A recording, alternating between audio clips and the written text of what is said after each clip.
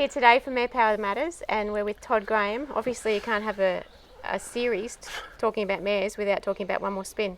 How did you guys come to get to own One More Spin? Fee, that goes back to the late 80s, early 90s. Dad and Dave Christensen saw One More Spin's mother, One More Rock, and she was in the Rocky Quarter sale. And David Dunn had been riding that mare, and she was by Rockalina out of a Mr. Moore 8 mare. And they remember seeing her at a cutting in North Queensland where she was that cowy they could flat out get her to the herd. And she, just was super cowy, and so they bought that mare for about $4,000.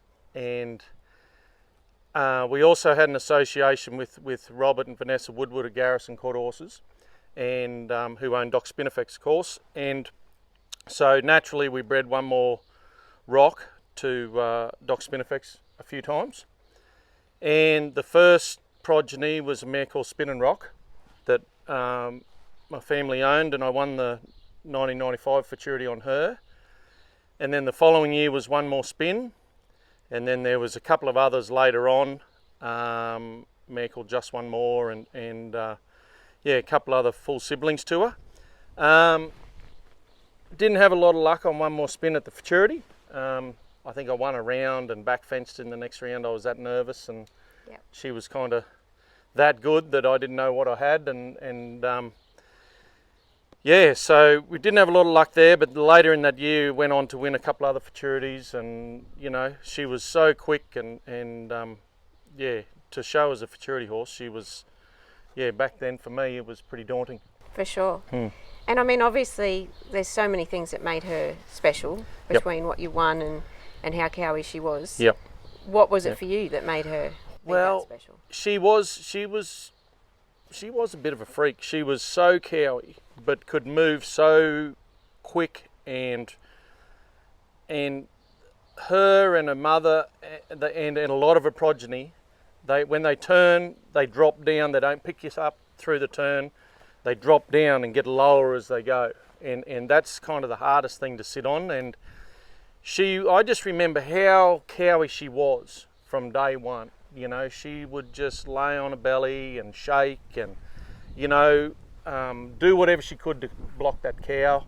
And controlling her back then, I was only early 20s, didn't know as much as I do now, and, didn't really know how to harness all that. Yeah. So it was a bit of a, long process of training her, and back then we didn't ride them near as much as we do now before the Futurity. And, as a Futurity horse, she was, a bit of a freak, but I didn't do, I back fenced in one go round, won another, didn't make the final, but won a couple other Futurities that year. But it was just her whole life was just, all she wanted to do was work cows. Yeah. Yeah. And obviously she was a great open horse as well, with that equal world record score that you had many years ago. She went on and won, obviously back in the day we didn't win as much money as we can now, and she won a lot of cuttings. And I showed her, my brother showed her in the non-pro, and through the aged events and all that sort of thing, and she was fairly successful there, but didn't go and win the big Futurity or the big money in that. So she earned it as she went along, and I guess she was probably around that 10-year-old in 2001 when she equalled that current world record in Tamworth. And it is a bit of a, when you watch the run, it gives you the, bit of a thrill to watch it again. But knowing that's her, she could do that anywhere from. And I think one of the good things about showing her, which I did back then from, Central Queensland to Victoria, she could do that on any cow. Yeah. Whether it was a fast Brahman or a slow Hereford or whatever, she was top of a game wherever she went. And, most of the time if she did something wrong, it was probably my fault. But she was just so much fun. Yeah. Yeah.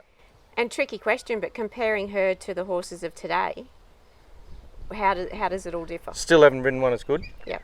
I think we went through a period in Australia where our horses became less cowy.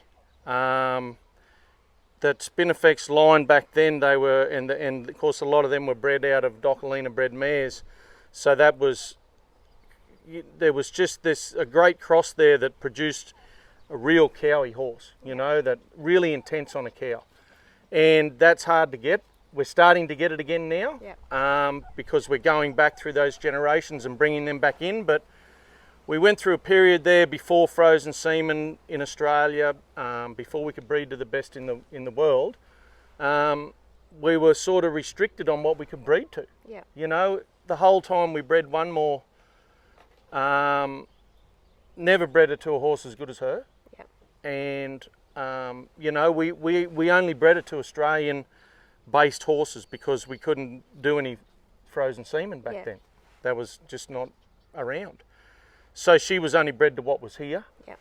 And she died when she was 19 and ruptured a small intestine, and that was pretty sad, but she'd had 21 foals and every one was an embryo. Yep. And yeah, there's a lot of her traits in a lot of her progeny, and even her you know, you see them now that are granddaughters or grandsons of hers, and they still do the same quirky things she used to do. Yeah, and what were they? What were her quirky things? Oh, you know, you'd go in there to care her. Her mother was the same. You go to catch her and she'd throw her head around, and you know, they liked, you know, they'd throw their head away so they didn't want to be caught, but they, you know, they were happy to be caught.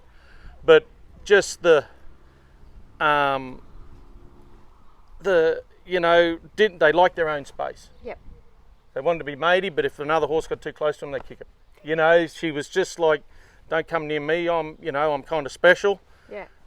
But then she'd miss them, you know, when they were gone. Just little things, but when you ride them, they're, you know, and you go back to her, she was just the thing, that she was so quick. And I don't think I've ridden some pretty damn good horses in my time, but she was just so quick. Yeah. All the time. Yeah. You know, it was pretty, she's pretty amazing. And as a mother, so you obviously crossed her over a whole different line of stallions. Yep. What was your favourite cross? Look, I get asked this a lot, I guess, but, you know, yeah, there's more successful ones at different times. Like, everybody talks about the cross with Pepto Stylish Oak. You know, you get one Stylish and one Roan and no more, one more, and all, you know, great performance horses, great breeders. But they're kind of the more modern end of that, of her lifetime. Yep. You know, and you go back to One More Smarty, you know, was probably nearly as close to her as anything. And she was by Chuka So Smart. Then there was a couple of Playboy Roys, One More Senor, One More Playboy. Twin embryos, they were both, you know, super horses. Yep. You know, produced a lot. So the you know, it didn't really, I wouldn't say it didn't matter. There were obviously better ones in her whole deal, but the thing about One More, and even the ones we didn't compete on through injury or whatever, they were all Cowy. Yep. And they were all quick, and yeah, it was, you know, that was their trait. Yeah. Yeah. And it's just, we're here talking about mare power, and you look at the generation, like she's been gone for quite a while now. Yeah, for sure. But, you know, there's so many horses that compete or go through the major sales in Australia that go back to One More Spin, you know, and all their progeny, One More Daddy, Senor, Playboy, like they're all, you know, they're there all the time. Yeah. And they're, you know, to me, they stand out. For sure. And obviously they're, you know, they're good at what they do because they're quick, they're good, they're quick-footed, and they're cow horses. Yeah. And it's obviously really set a huge part of our foundation and industry, and will forever. Yeah.